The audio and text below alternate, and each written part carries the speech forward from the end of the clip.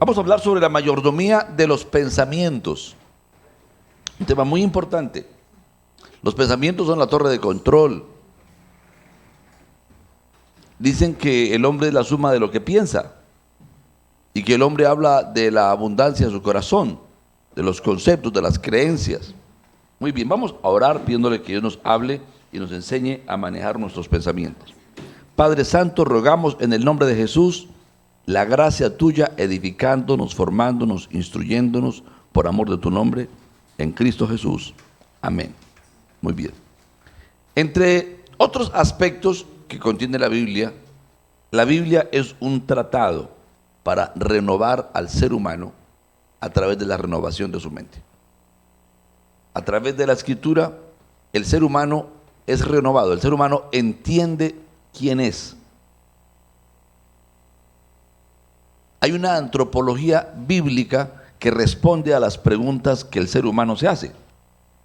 ¿Quién soy yo? ¿De dónde vengo? ¿Para qué estoy en la tierra? ¿Para dónde voy? Preguntas existenciales que realmente son significantes para el ser humano encuentran su respuesta en la Biblia. Muy bien. Dios busca al hombre para retornarlo a su plan eterno, para mostrarle su amor, para bendecirlo y para prepararlo para hacer su familia eterna en una nueva tierra y en un nuevo cielo. Ese es un propósito que el ser humano muchas veces no entiende. El hombre acostumbrado al pecado y que se sabe pecador, en la Escritura, en la Biblia, descubre que puede ser santo y transformado por medio de Jesús. Hay una esperanza de cambio porque los paradigmas son cambiados, porque hay una esperanza, hay unos recursos que son revelados a través de la Escritura. El hombre mentalizado para vivir en la tierra una vida temporal, una vida de placeres, de deleites, descubre en la Biblia que fue creado para la eternidad con Dios en comunión con Él, que no fue creado para pecar, que fue creado para la santidad, ¿verdad? Fue creado para el amor, para el servicio, fue creado para otras cosas distintas a lo que se aprende muchas veces en la tierra. El hombre acostumbrado a una vida de limitaciones, escúcheme bien, de escasez, de pobreza, de miseria, de enfermedad, de opresión. Al conocer a Cristo y conocer la herencia que tenemos en Cristo, descubrimos un mundo nuevo. Amén. Dios nos da unas esperanzas nuevas. Él nos llama a una vida de abundancia. Él se hizo pobre por nosotros, a fin de que nosotros seamos prosperados en Él, seamos enriquecidos literalmente, dice el autor de los Corintios. Entonces, es una renovación de nuestra mente en la cual nosotros debemos participar. La persona herida puede ser sanada en Jesús. Hay personas esclavos de los medicamentos, de una tristeza, de un dolor, de una humillación, de una vergüenza, por un trasfondo que el diablo les quiso colocar de miseria, de malestar, de dolor. Pero en Cristo encontramos una nueva forma de vida, una renovación muy tremenda. Entonces, hay un universo de posibilidades para el ser humano en Cristo. Un universo de opciones, maravillosas opciones. Hay más de 30,000 promesas para el ser humano. Hay 14,000 y piquito de mandamientos. Es verdad, pero hay más de 30,000 promesas. Promesas que son fieles, verdaderas, pero que muchas veces los creyentes no pensamos en cómo conquistarlas, cómo obtenerlas. Y gloria a Dios por las opiniones que hemos entendido, las opciones, las que hemos entendido en Cristo, por lo menos, ¿no? Pero es menester que dispongamos nuestro corazón para renovar nuestra mente. Cuando hablo de mayordomía de los pensamientos, un mayordomo es alguien que no es dueño, que administra recursos de otra persona y que se espera que obtenga productividad por esos recursos. Nosotros no somos nuestros, nuestra vida no nos pertenece, somos los hijos de Dios y como hijos Él es nuestro Padre y también nuestro Señor, nuestro dueño, y estamos llamados a ser transformados. Muy bien, lo primero que tenemos que entender es un llamamiento o un llamado de parte de Dios al arrepentimiento, a la metanoia. La palabra arrepentimiento en la Biblia es la palabra metanoia en el griego. Y la palabra metanoia habla de volverse de nuestro modo de pensar y que nos separa de Dios para regresar a Dios, a sus leyes, a sus principios, a su estilo de vida. La palabra arrepentimiento no es más que eso. comprender que vamos en una dirección equivocada, gobernados por las creencias erróneas, por los gustos erróneos, y volvernos a Dios, regresar. Y eso se llama arrepentimiento. Padre, perdón, he vivido a mi modo, he creído a mi modo, he tomado decisiones a mi modo, he administrado todo mi ser a mi manera, pero yo me arrepiento. Dice la palabra en Isaías capítulo 55. Voy a tomar un texto de 730 años antes de Jesús, donde este predicador habla meridianamente sobre el arrepentimiento. Mire cómo dice, capítulo 55, versículo 7. Deje el impío su camino y el hombre inicuo sus pensamientos. ¿Por qué es inicuo? A causa de sus creencias en las cuales él valora la iniquidad. Y vuélvase a Jehová, el cual tendrá de él misericordia, y al Dios nuestro, el cual será amplio en perdonar. Ese es el arrepentimiento. Amén. No es tener una creencia nueva, unos conceptos nuevos y seguir viviendo en la misma vida. Luego dice en el siguiente versículo, porque mis pensamientos no son vuestros pensamientos, ni vuestros caminos mis caminos, dijo Jehová. Mire cómo está asociado pensamientos y conducta.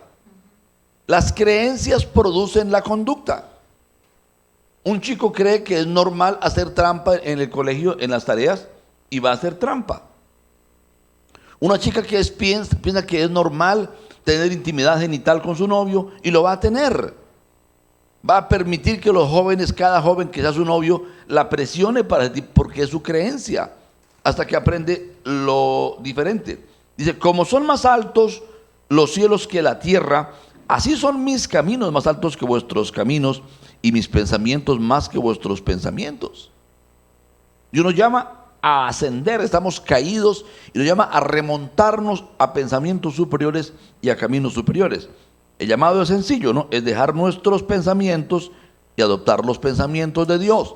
Dejar nuestros caminos humanos para aceptar el andar que Él nos muestra. Eso es un arrepentimiento que causa conversión. El arrepentimiento debe producir una nueva forma de vida. Si un hombre le pide perdón a su esposa por malgastar el dinero, se supone que a partir de ese día es un administrador bueno del dinero, pero le pide perdón porque malgastó en una farra un poco de dinero y al mes vuelve y lo hace, no está arrepentido. No está arrepentido. Simplemente, ¿qué hizo? Pidió perdón en remordimiento para recuperar el cariño de la esposa, para recuperar los favores perdidos, pero no para arrepentirse. El asunto es con Dios, primeramente, también con las personas, pero en segundo lugar, con las personas. La renovación de las creencias es algo muy importante. La renovación de las creencias y la conversión a Dios fue el mensaje de nuestro Señor Jesucristo. Mire cómo dice en Marcos capítulo 1, versículo 14. O sea, un texto que es paralelo conceptualmente con Isaías que leímos. Dice así: después que Juan fue encarcelado, Jesús vino a Galilea predicando el evangelio del reino de Dios. Las buenas nuevas de un gobierno, el gobierno divino. Las buenas nuevas de un gobierno que es santo. ¿Y qué decía? Diciendo, el tiempo se ha cumplido y el reino de Dios se ha acercado, arrepentíos y creed en el evangelio. En Mateo capítulo 4, 16 dice lo mismo. La palabra es arrepentimiento. Las personas tenían unos paradigmas, unas creencias que gobernaban su vida. Tenían unos conceptos. Y esos conceptos justificaban o no justificaban su conducta. Él lo llama al arrepentimiento. Vuélvanse a Dios. Han construido ideas que no pertenecen al reino. Deben desistir de ellas, deben volver a Dios. En este aspecto, el nuevo nacimiento que habla Jesucristo tiene que ver con la renovación de la mente. Hay un nuevo nacimiento, el que no nazca del Espíritu, y se refiere a recibir una nueva naturaleza. Pero hoy no estamos hablando de eso. Hoy estamos hablando de nacer del agua, permitir que el agua, que es la sana doctrina, la palabra de Cristo, nos renueve, nos transforme, produzca una nueva forma de vivir, y en esto somos absolutamente responsables. Este llamado del arrepentimiento, ese llamado que debemos ejecutar nosotros. Debemos, así como Cristo predicó el arrepentimiento, la iglesia de Jesús, comenzando desde los apóstoles y los primeros creyentes en todo tiempo, tenemos que predicar ese reino, ese arrepentimiento. Dice en Lucas capítulo 24, en el versículo 46 en adelante. Dice, y les dijo, así está escrito, y así fue necesario que el Cristo padeciese y resucitase de los muertos al tercer día, y que se predicase en su nombre el arrepentimiento y el perdón de pecados. Algunos olvidan predicar el arrepentimiento. Creen que enseñar principios es suficiente. Hablar de Dios, pero tiene que haber un arrepentimiento. Se requiere que el hombre comprenda, acepte, determine que sus razonamientos, sus gustos, sus tendencias, sus valores que van en contra del reino, debemos desistir de ellos. Debemos lamentar porque han sido cosas fuera de su voluntad y fuera de su camino, cosas con las cuales entristecemos a los demás. Y luego dice así, y que se predicase en tu nombre el arrepentimiento y el perdón de pecado en todas las naciones, comenzando desde Jerusalén, y vosotros sois testigos. Están comisionados para ir a testificar y predicar aún a precio de su propia vida. Es lo que el texto está diciéndonos. Nuestra vida debe de ser menos importante que la predicación de este evangelio. Fue lo que Jesucristo está enseñando. Y estoy hablando de la mayordomía de nuestros pensamientos. En tercer lugar, el arrepentimiento es algo permanente y procesal. O sea, si usted se arrepintió hoy de algo, debe de ser definitivo.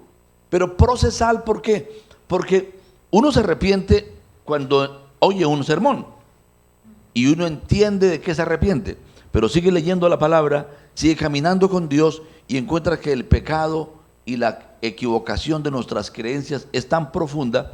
Yo llevo, ¿cuántos años arrepintiéndome y convirtiéndome? Ya llevo como 36 años en este camino y encuentro que no he terminado. Estoy cambiando, me estoy arrepintiendo todavía. Así que el arrepentimiento es un camino. Vamos a mirar algunas cosas que están en la Escritura. Vamos a volvernos a Él una y otra vez, porque en la medida que pasa el tiempo vamos descubriendo profundidades en las cuales debemos regresar a Dios. Romanos capítulo 12, versículo 2 es un texto que es muy, muy importante para este pasaje, para este concepto. No os conforméis a este siglo, sino transformaos por medio de la renovación de vuestro entendimiento, para que comprobéis cuál sea la buena voluntad de Dios, agradable y perfecta. En este libro, en este texto, se nos habla de una vida de confrontar las creencias, las costumbres, los paradigmas terrenales. Lo que los sociólogos, los docentes, psicólogos, médicos, psiquiatras, todos los distintos tratadistas han construido. ¿Y qué es la forma de pensar? Los artistas aportan demasiados paradigmas a la sociedad humana. La música es una escuela terriblemente peligrosa. También es una gran oportunidad porque a través de la música podemos educar de una manera muy amplia. Pero tenemos que comprobar, cada generación se encuentra con unas creencias. Cada generación, ¿sí? Por allá hubo un hombre llamado Nitu Sheng que nació en la China. Y este hombre creció cuando las mujeres en la China pensaban, y todos los hombres pensaban, que era un defecto tener los pies grandes y que una mujer bonita debe tener los pies pequeños. Así que cuando era pequeñita le ponían un zapato de madera y no le permitían que su pie se desarrollara. Y sus pies eran cuadrados en la parte del frente y eran pequeñitos, porque era un valor de ellos. Y este hombre nació y creció creyendo eso. Le tomó mucho tiempo llegar, solamente menciono un ejemplo, llegar a entender que eso es un vejamen contra una niña, que es algo completamente cultural pero antibíblico y que él debía aportarle a su cultura para que hubiera libertad para las mujeres. Yo no sé cuál es su contexto. Yo crecí en un contexto donde mi papá tenía permiso para pegarle a mi mamá. Y cuando se enojaba le pegaba. Y cuando crecí y conocí la Biblia me di cuenta que eso es un vejamen. Que aunque culturalmente yo viví eso, es incorrecto que un hombre grite a su esposa, le alce la voz o viceversa. Que se peguen, que se maltraten, que se insulten es completamente contrario al amor, al respeto, a la igualdad que la Biblia propone. ¿Me hago entender? Entonces tenemos que no sujetarnos. Mire, en mi vereda donde yo crecí era muy normal las riñas de gallos. Casi que parecía un pueblito mexicano, ¿no? Las carreras de caballo, las mujeres y los gallos para mí son pura bola. Es la canción mexicana, no es la cultura que ellos defienden, la calza campechote y se sienten remachotototes porque es su cultura. Digo, no, eso debería sentir vergüenza porque es una cultura totalmente equivocada. ¿A quién se le ocurre poner a pelear dos animales que se maltraten y se maten? ¿A quién se le ocurre apostar su dinero que le costó trabajo conseguir, tal vez una herencia, y apostarlo al azar a unos animales? Esto es absurdo. Dios nos colocó como mayordomos del dinero.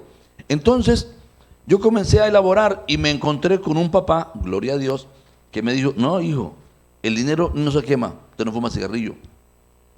El dinero no se apuesta, usted no va a eso. Y me dijo número 3, y un hombre no se emborracha. Un hombre no se emborracha. ¿Por qué? Porque cuando se emborracha pierde la cordura, se mete en problemas. Cuando haya problemas en un lugar, usted discretamente sale sin avisar y se va. Y eso no es cobardía, eso es prudencia, mijo. Y mi papá, un hombre que tenía muchas equivocaciones, me enseñó algunas cosas sabias. O sea, él era un instrumento de Dios para enseñarme cosas correctas. ¿Me hago entender? Él no estudió la Biblia, él no sabía la Biblia, pero Dios le habló. Ya más adelante, en una edad mayor, él sí conoció la Biblia y conoció a Jesús. Y era un hombre que escuchaba mensajes de radio y tenía una Biblia escondida y era prohibido tener la Biblia, pero un día le encontré una Biblia escondida, bien rebujada, bien envuelta en ropa, y la tenía guardada. Y mi papá también lee la Biblia. Sí, después se perdió la Biblia, no sé qué pasó con ella. Entonces, el texto dice, no os conforméis a este siglo, escúcheme bien, no se configure a las costumbres de este siglo. No se configura. Mire, las parejas seculares, por ejemplo, la forma de pasar un viernes es irse a discotequear. Algunas parejas quizás quieren también pasar el viernes en la casa tomándose los chorritos. ¿Quién dijo? No, hombre, hay 10,000 maneras distintas de disfrutar un fin de semana en familia sin tener que consumir licor. ¿Me hago entender? Entonces es cuestión de comprobar. Hay una tentación muy latente y que muchos creyentes han caído hoy día. ¿Cuál es? Creer en Jesús, pero buscar conformarnos o amoldarnos a los paradigmas de nuestra generación. Especialmente en la academia. La gente va a la academia y escucha 10,000 argumentos en contra de la fe, en contra del amor, en contra de la sujeción a Cristo y el sometimiento unos a otros. En aras de la llamada libertad, que no es más que una esclavitud de las propias pasiones, muchas personas han abandonado la vida correcta, este proceso de renovación de la mente y de construcción del carácter de Cristo en sus propias vidas. Debo recordar que necesito renovar mi entendimiento, hacer nueva mi mentalidad, dejar las cosas que aprendí de este mundo y que se oponen a la voluntad de Dios. ¿Me hago entender? Muchas personas experimentan el nuevo nacimiento y están gozosos por ello, pero defienden su escala de valores naturales. Yo recuerdo a un hombre, un amigo mío, que él conoció a Cristo y su novia con la que él vivía en unión libre también conocieron a Jesús. No vivían juntos en la misma casa, pero tenían una vida de inmoralidad.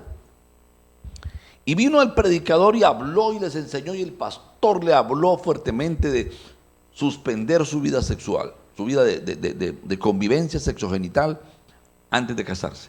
Y esto les ofendió. Tanto los ofendió que cambiaron de iglesia, de congregación, y buscaron una congregación grande donde esconderse, donde nadie les hablara de su conducta. Y pasaron así escondidos algunos años hasta que el pecado dio fruto y la relación terminó. Y hasta el día de hoy esas dos personas, ya por caminos independientes, cultivan una rebelión donde defienden sus propios gustos, las costumbres de este mundo, pero no quieren sujetarse a Cristo. El evangelio se hizo infructuoso en ellos. ¿Por qué? Porque desconocieron este sencillo principio de la palabra del Señor.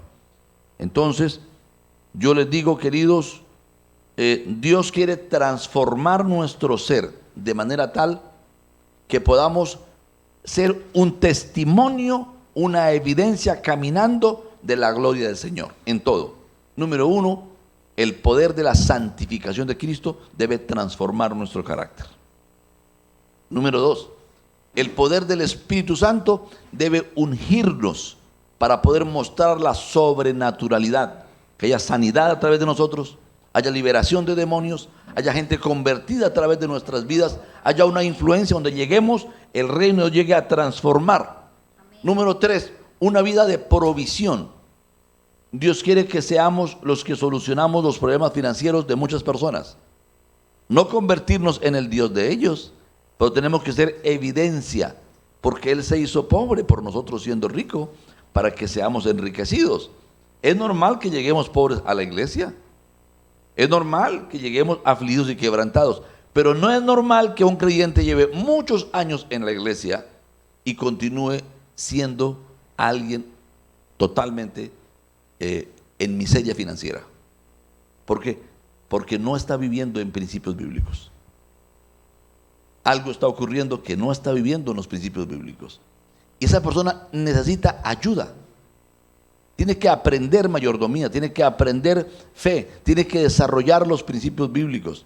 Y va a encontrarse que es normal, porque la Escritura dice que el creyente va a ir de victoria en victoria, de gloria en gloria, ¿verdad? De triunfo en triunfo. Él nos llama pequeños y nos lleva a ser grandes. Aunque tu principio ha sido pequeño, tu posterior estado será muy grande. Eso es para todos los creyentes. Así que es subnormal, un estancamiento prolongado no es normal. No es normal. No es normal. Algo tiene que estar ocurriendo mal. Necesitamos permitir que Cristo renueve nuestra mente en todo. Voy a mencionar el uso del dinero. El uso del dinero. Algunos usan el dinero para humillar a la esposa. Usted no trabaja, yo soy el dueño de la plata.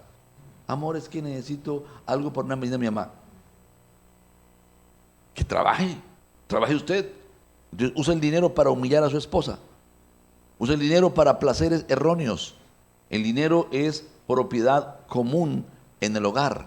Es un patrimonio familiar. No le pertenece al hombre, no le pertenece a la mujer, le pertenece a la familia y ha de ser administrado con sabiduría entre los dos para las necesidades de todos.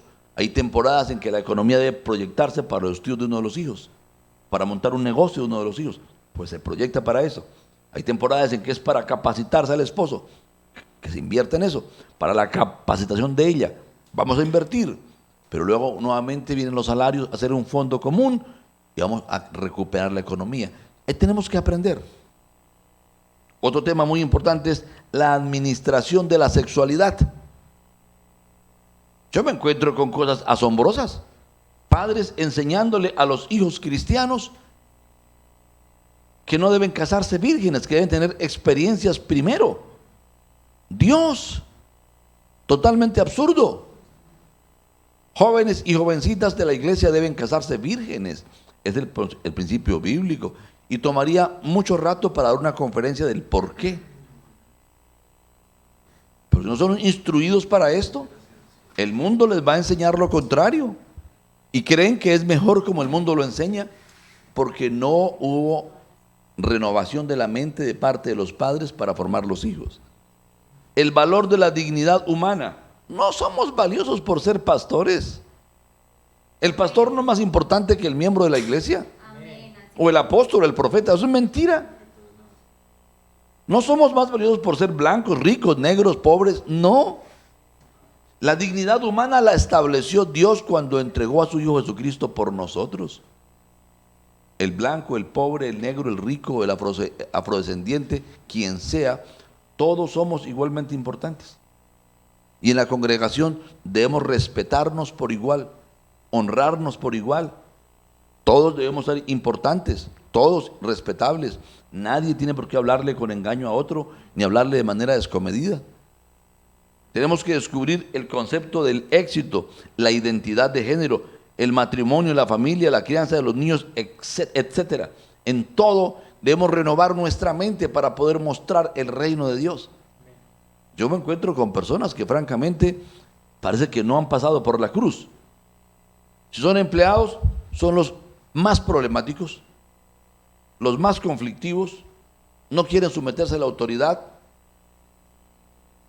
hacen las cosas mal, llegan tarde, mentirosos, incumplidos en su manejo de su dinero. Dios, esta persona aún no ha alumbrado Cristo, pero se sabe la Biblia de memoria, pero no ha querido que la Biblia le transforme su ser.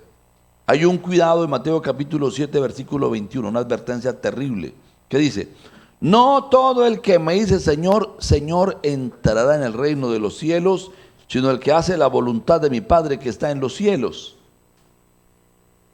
El que hace la voluntad. ¿Cuál es la mentalidad correcta? ¿No es una correcta exégesis de la Biblia? La correcta exégesis no es suficiente. El enfoque es la praxis correcta. Debo entender la Biblia correcta, no andar argumentando contra ella, sino obedecerla. ¿Qué más dice el texto?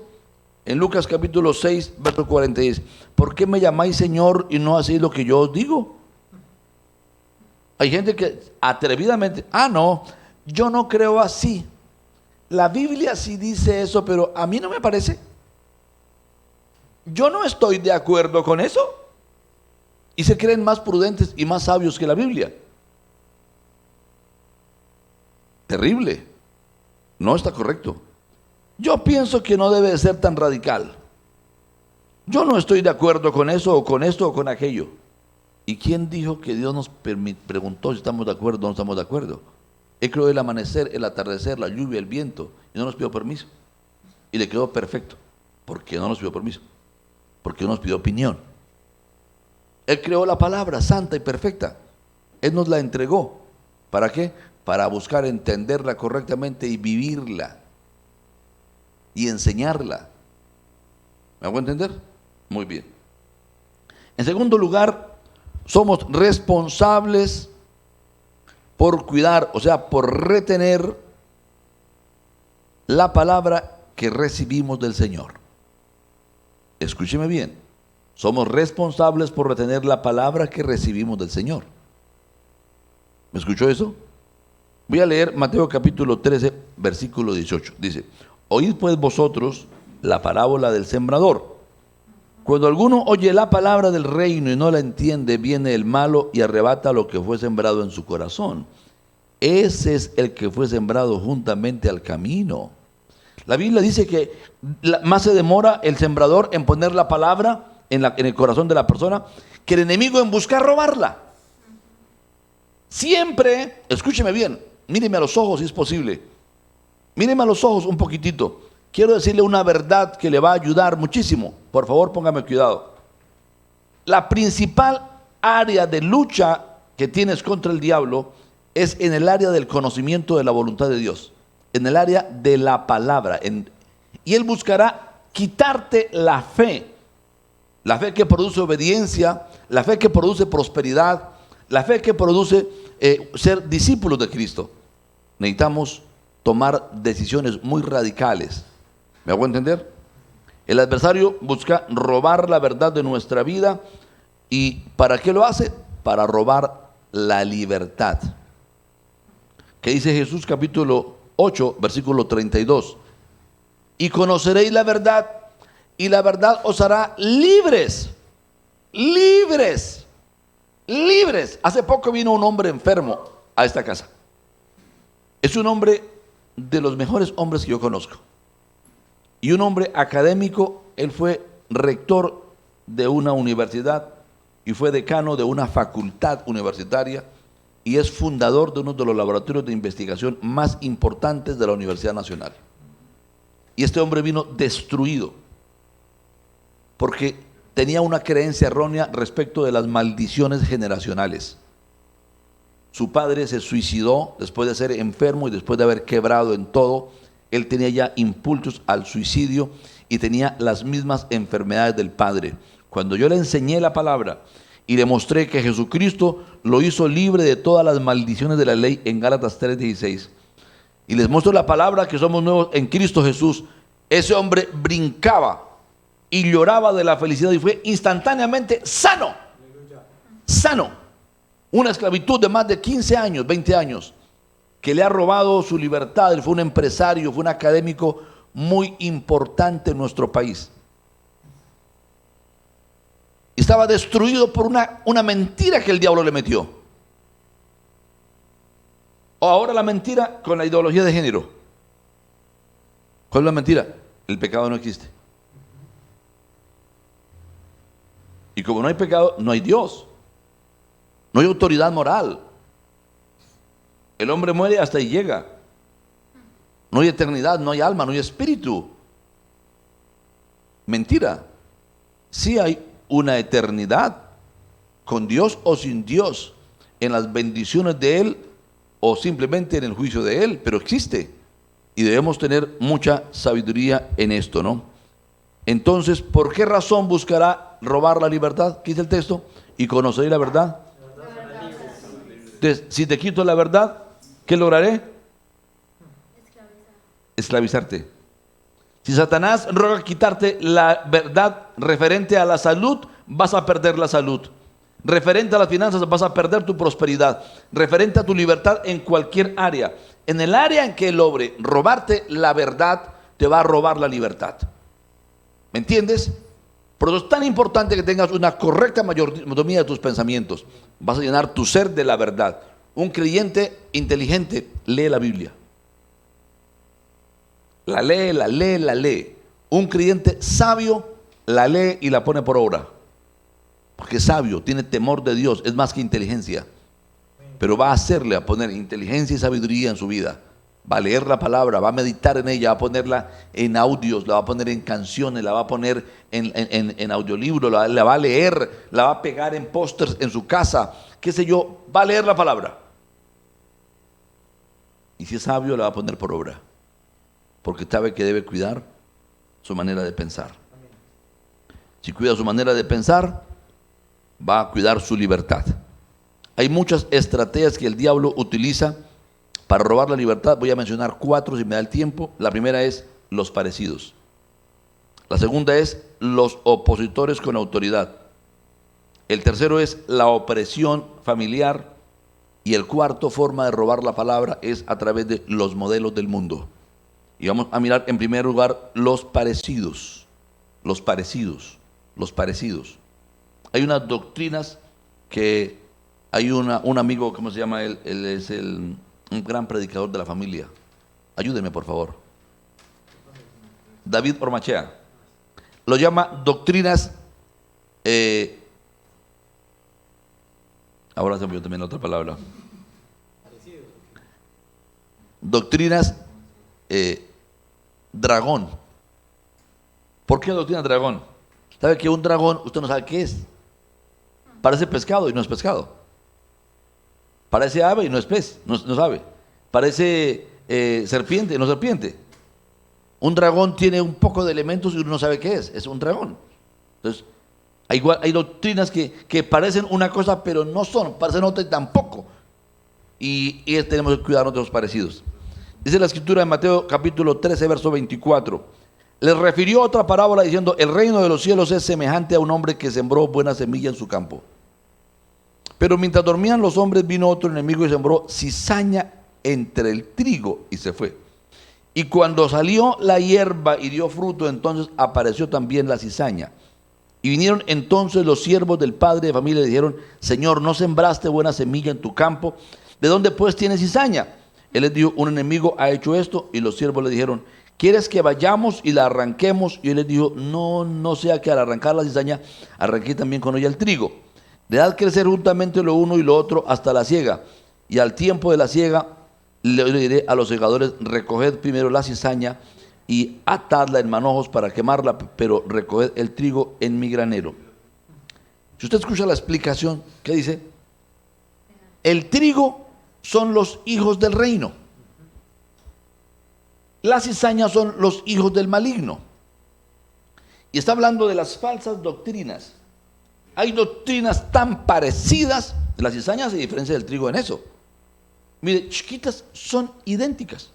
Se requiere un ojo muy experto para reconocer el trigo de la cizaña. El asunto es cuando crece y da fruto. El trigo da como una mazorquita, se llama espiga, y tiene unas punticas arriba, llaman aspas. Y el trigo ya sabemos para qué es, ¿no? Para hacer waffles, ¿verdad? Para hacer el trigo. Me gustan los waffles. El trigo es para hacer cantidad de tortas riquísimas. Yo amo las harinas, debo cuidarme de ellas, pero las amo. Me encanta todo lo que hace con trigo. Hasta el arroz de trigo que preparan. Lo llaman arroz de trigo, arroz seco, el trigo cocinado, sabroso. La cizaña no. Cuando crece, su espiga tiene unos brazos largos y ya las hojas se vuelven dentadas y como una sierra que corta la piel y es tóxica, resulta venenosa. Es parecido. Satanás no va a decirte abiertamente una falsa doctrina porque tú crees en la Biblia. ¿Qué él quiere? Quiere que a partir de la Biblia y a partir de Jesús tengas un error en tu vida. ¿Por qué? Porque por supuesto que hay gente más abierta que van a decir de Jesús. Pero tenemos unos que predican de Jesús, pero realmente nos llevan a una vida de idolatría. A cargar camándulas, a prenderle velas a los santos, a hacerle ofrendas a los que no son Dios, a atribuirle divinidad, omnipresencia a seres humanos buenos, encomiables, admirables, pero que no son Dios. Hay altar a los santos, a la bendita Virgen María por todo lugar. Es una falsa doctrina. Es el diablo engañando a la gente para que su adoración no esté a Jesucristo. Hay otros que creen en Dios, predican de Dios, tienen la Biblia, pero dicen que Jesucristo no es Dios, que Él es un arcángel que fue deificado por Jehová Dios. Tienen otra Biblia transformada y creen que es la misma Biblia, pero si usted lee bien, no hay ningún teólogo que se atribuya semejantes errores. No hay ninguna organización que diga, somos responsables por esta traducción. ¿Por qué? Porque hay unas sociedades bíblicas que protegen la claridad de la Biblia, la autenticidad de la Biblia. Entonces ellos no pueden exponerse a eso. Así que nadie se atribuye semejante herejía. Dicen que no hay infierno, pero hablan de Dios y cargan la Biblia, andan de casa en casa y regalan libros. Otros dicen que ya cesaron los dones del Espíritu Santo. Hay un cesacionismo. Ya no, los que hablan en lenguas están equivocados, ya no hay milagros. Hay quienes se atreven a decir inclusive que los milagros que suceden en la iglesia hoy día son obra de demonios. Y se creen cristianos. Hay otro grupo, supuestos cristianos, que dicen que el pecado del cuerpo no afecta al alma. Usted creyó en Cristo, su alma fue salva. Lo que su cuerpo haga nada tiene que ver, porque lo que va a ir al cielo es su alma. Así que usted es salvo hoy, salvo para siempre, no importa lo que haga, porque el pecado del cuerpo no afecta al alma. Y está lleno el mundo de creencias como estas. Hay quienes creen a pies juntillas y andan predicando que el hombre es el jefe del hogar. Sí, señores, el hombre es el que manda en la casa. Él está por encima de la mujer. Falso. La Biblia enseña que el hombre y la mujer son uno solo. Dios le dio un solo hombre a los dos y los llamó Adán. Y los bendijo y nos reclama que la autoridad sea ejercida entre los dos. Que el gobierno del hogar se ejecute entre los dos. Así que es trabajo nuestro realmente conocer la palabra, renovar nuestra mente. Tenemos una mayordomía, una responsabilidad. ¿Me hago entender? Tenemos una responsabilidad importante. Muy importante. El consejo divino, bueno, es la necesidad de ser responsables y selectivos de la doctrina que escuchamos, de la enseñanza que recibimos. En Proverbios capítulo 19, versículo 27, yo quisiera recordarle y pedirle que marque este versículo en su Biblia. Dios me habló de este versículo, yo creo que antes de un mes de convertido.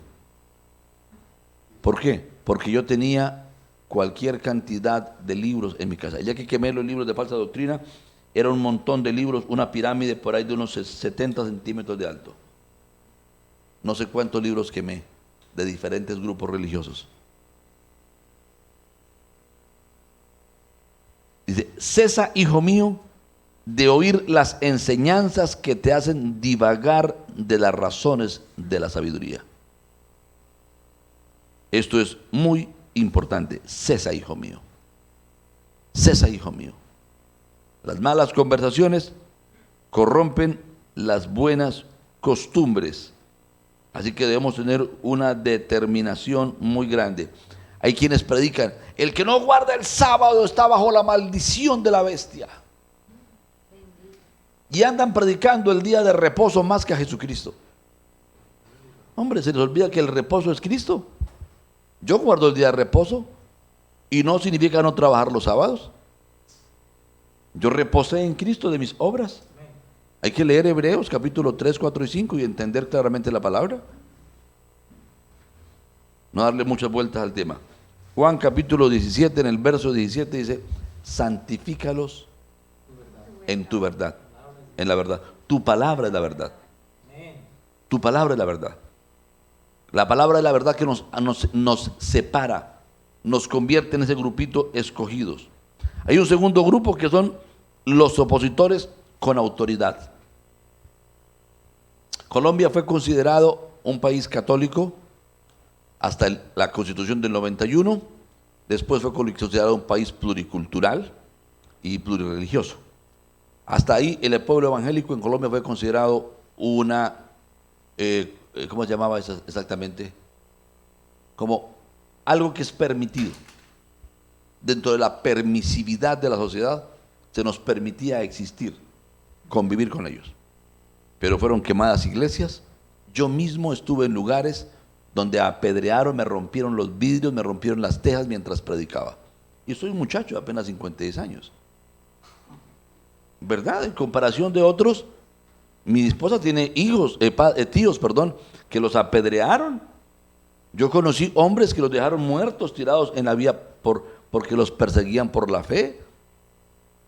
Dice en la Biblia, en Hechos capítulo 5, del verso 40 y 41, y convinieron con él y llamándolos, eso es Gamaliel, una historia interesante, y llamando a los apóstoles después de azotarlos, les intimaron que no hablasen en el nombre de Jesús y los pusieron en libertad. Ellos salieron de la presencia del concilio gozosos de haber sido tenidos por dignos de padecer afrenta por causa del nombre, y todos los días en el templo y por las casas no cesaban de enseñar y de predicar a Jesucristo. Hubo un gran milagro, la gente se comenzó a creer a Jesucristo, a entender que él quedó muerto en la cruz, que había resucitado, comenzaron a creerlo por la predicación de ellos y por las manifestaciones de poder. Entonces los llaman y los meten presos. Y hay un hombre llamado Gamaliel que es muy inteligente, un gran maestro, y le llama aparte y dice, momentico, tengan cuidado, porque es posible que se encuentren luchando contra Dios. Porque si esto es de Dios, él también estaba creyendo. Estaba defendiendo con mucha discreción a los cristianos. Con mucha discreción estaba defendiendo a Jesús, muy prudentemente. Los cogieron y los azotaron y los intimaron. Los intimidaron hasta traerles mucho miedo. Eso pensaron ellos, ¿no? No que ya los maltratamos, ya usamos el poder. Hasta el día de hoy, en muchos lugares es prohibido predicar el evangelio. Hay lugares donde usted no puede, si usted es profesor, no puede mencionar a Jesús en un aula de clase. Hay lugares donde usted no le puede entregar un folleto en la calle a alguien porque es una invasión a su privacidad. ¿Sí? Es un adoctrinamiento para que la gente no reciba el evangelio.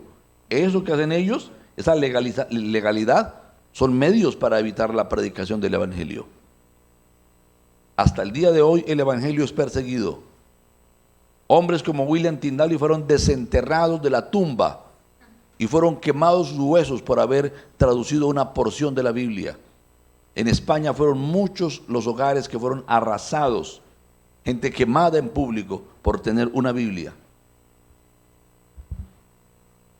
Es importante saber que hay, el consejo divino es: sufra las penalidades, porque somos bienaventurados cuando por su causa somos perseguidos. Súfrelas con alegría, con gozo, fortalezcas en Dios. Hay un ejemplo de opresión familiar que lo quiero leer en Mateo capítulo 10, versículo 34 en adelante. Dice: no penséis que he venido a traer paz a la tierra. No he venido a traer paz sino espada, porque he venido para poner en disensión al hombre contra su padre, a la hija contra su madre, a la nuera contra su suegra, y los enemigos del hombre serán los de su casa.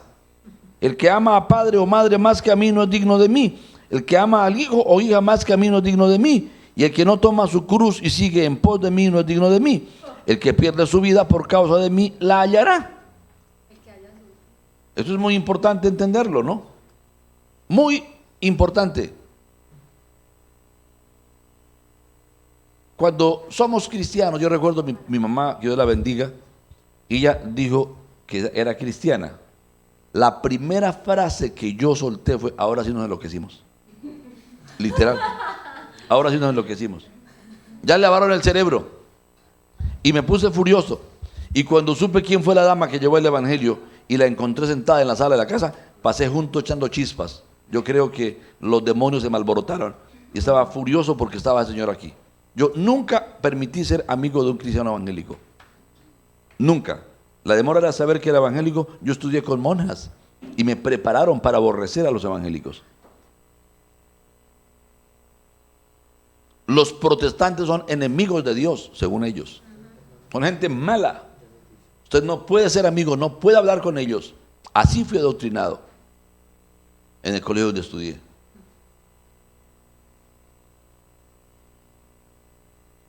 Que Dios tenga misericordia.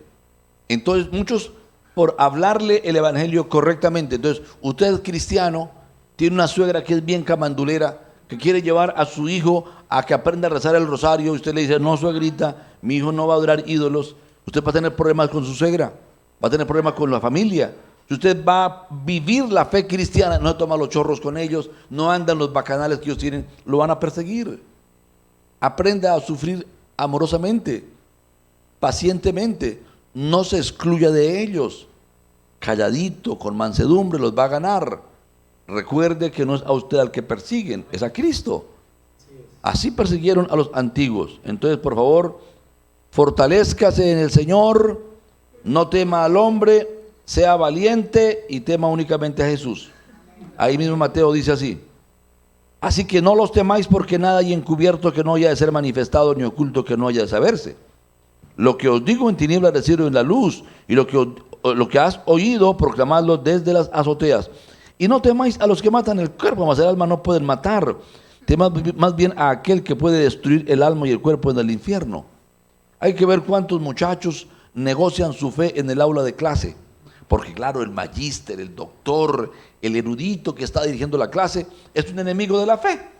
Y habla, parece que los contrataran y les pagaran para hablar mal de Cristo y del cristianismo. Y la verdad es que no fue así. La universidad no está enterada muchas veces de lo que ellos hacen. Pero es vicio de ellos. Ellos propios desarrollaron ese aborrecimiento por Jesucristo, por Dios, por su reino. Y entonces, ¿qué hacen los alumnos allí en medio? Tienen temor de perder la aceptación y prefieren callarse o simplemente renuncian a sus ideas. Karl Marx o Carlos Marx llegó a la universidad, creo, como a los 20 años pasaditos. Él era un maestro de escuela dominical. Su padre era pastor. Él escribió un lindo comentario de Mateo, un gran comentario de Mateo a los 19 años. Pero llegó y se encontró con gente muy erudita. Y él admiró tanto la erudición que menospreció el evangelio. Y se dejó cambiar la lengua por un alpargate. Se dejó cambiar la verdad de Dios por la mentira. Y sí, es un gran intelectual y tiene muchos aportes interesantes. Pudo haber tenido lo intelectual sin renunciar a su fe. Pudo haber aprendido de economía sin renunciar a la fe. Pudo haber sido un crítico de la política sin renunciar a la fe. pudo haber conservado su fe cristiana. No tenía que haberla aborrecido, aunque buscó defenderla discretamente, ¿no? Para ellos hay un apunte en su libro sobre la economía que dice que la única religión que podría ser aceptable sería el cristianismo. Pero es un renglón en medio de un océano de escritos. Entonces no es suficiente. ¿Qué más dice? No temáis a los que matan el cuerpo, mas el alma no pueden matar. Temed más bien a aquel que puede destruir el alma y el cuerpo en el infierno. No se venden los pajarillos por un cuarto, con todo ni uno de ellos cae sin vuestro Padre. Pues aún vuestros cabellos están todos contados, así que no temáis, más valéis vosotros que muchos pajarillos. A cualquiera pues que me confiese delante de los hombres, yo también le confesaré delante de mi Padre que está en los cielos. Y cualquiera que me niegue delante de los hombres, yo también le negaré delante de mi Padre que está en los cielos. Dice la Escritura en Tito 1:9, nos está hablando de los obispos. Dice, porque es necesario que el obispo sea retenedor de la palabra, fiel tal como ha sido enseñada, para que también pueda exhortar con sana enseñanza y convencer a los que contradicen. Y en primera de Pedro 2 dice, desechando pues toda malicia y todo engaño, hipocresía, envidia y todas las detracciones, desead como niños recién nacidos la leche espiritual no adulterada, para que por ella crezcáis para salvación, si es que habéis gustado la benignidad del Señor. Los mamás saben que es la leche de una mamá no adulterada. Es la lechita así porque han amamantado a un hijo, ¿verdad? Saben que es la lechita que el bebé se come de su propio pecho. Pero cuando ya pasa a un biberón, en el biberón puede haber bacterias. En el chupo puede haber bacterias. Si lo mezcla con otras cosas, es posible que la mezcla no sea la correcta. Entonces, cuando hablamos de la leche espiritual no adulterada, estamos hablando de la palabra que se recibe estudiando en la presencia del Espíritu Santo, cuando Él nos enseña leyendo la Biblia. Si usted lee un libro, es como tomarse la leche en un biberón. Es probable que el libro tenga muchas cosas correctas, pero tenga un par de bacterias. Así que cualquier libro de cualquier teólogo, inclusive mis propios libros, cuando yo tengo materiales que no hago libros, pero sí hago materiales, deben de ser revisados. Deben de ser analizados. Deben de ser mirados a la luz de la Biblia. Yo me encuentro algunas teologías, porque yo estudio un poquito, y me encuentro donde a la hora de hacer su teología modifican el texto bíblico para decir lo que ellos quieren decir. Y yo averiguo el texto bíblico y el texto bíblico nunca dice eso. Dice, aquí hay gato encerrado. Aquí está incorrecto. ¿Me hago entender?